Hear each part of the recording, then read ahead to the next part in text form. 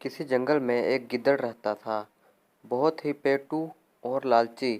درختوں سے جتنے پھل گرتے فوراً ہی چٹ کر جاتا، پھر بھی اس کی نیت نہیں بھرتی تھی اور پھلوں سے بھری ڈالیوں کو حسرت سے دیکھتا رہ جاتا۔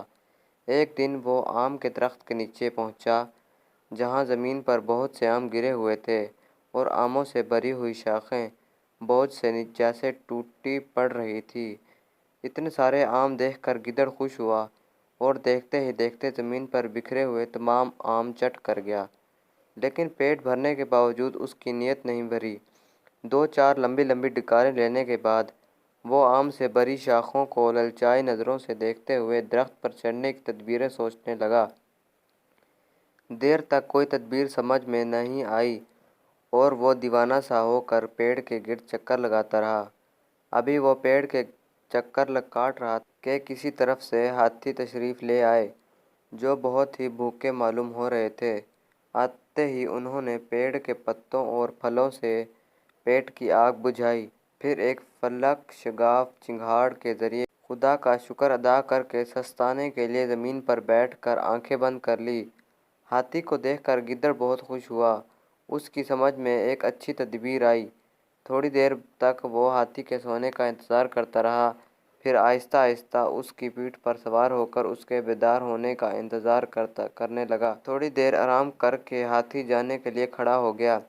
اس کے جانے سے پہلے ہی گدڑ ایک شاخ پکڑ کے پیڑ پر چڑھ گیا اور چاروں طرف بے شمار ہرے پیلے لال آم دیکھ کر وہ خوشی سے دیوانہ ہو گیا۔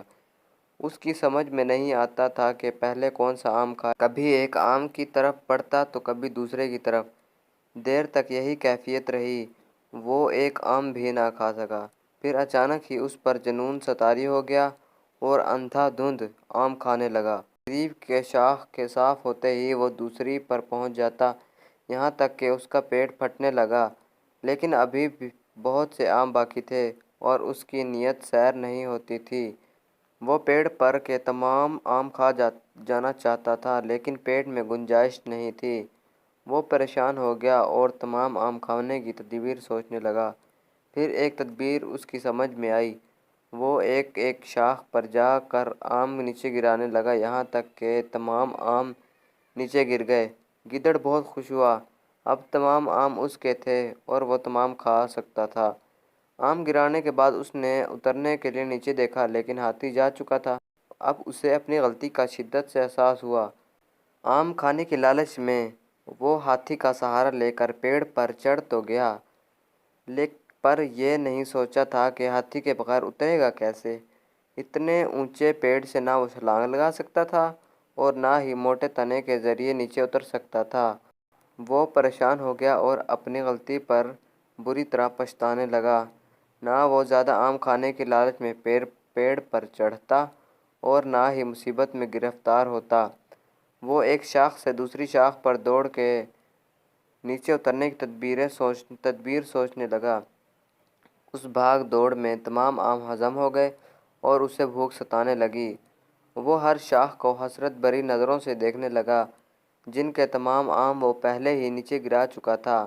اپنی لالچ پر اسے بہت غصہ آیا، وہ مایوس ہو کر شاخ پر بیٹھ گیا۔ تھوڑی دیر بعد ہوا کے تیز جھونکے چلنے لگے اور پیڑ کی شاخیں ایک دوسرے سے ٹکرانے لگیں۔ اب گیدڑ بہت گھبرایا اور ایک شاخ سے لپٹ گیا۔ رفتہ رفتہ ہوا آندھی میں تبدیل ہو گئی۔ چند لمحوں تک درخت ہوا کے شدید جھونکوں کا مقابلہ کرتا رہا، پھر ایک زوردار آواز کے ساتھ جڑ سے اکھڑ کر زمین پر گر پڑا اور ایک وزنی شاخ کے نیچے دب کر گیدڑ کا کچومر بن گیا۔ ایک طرف لالچی گدڑ مردہ پڑا ہوا تھا، دوسری طرف بہت سے بکھرے ہوئے آم اس کو منہ چڑھا رہے تھے۔ سچ میں کسی نے سچ ہی کہا ہے، لالچ بری بلا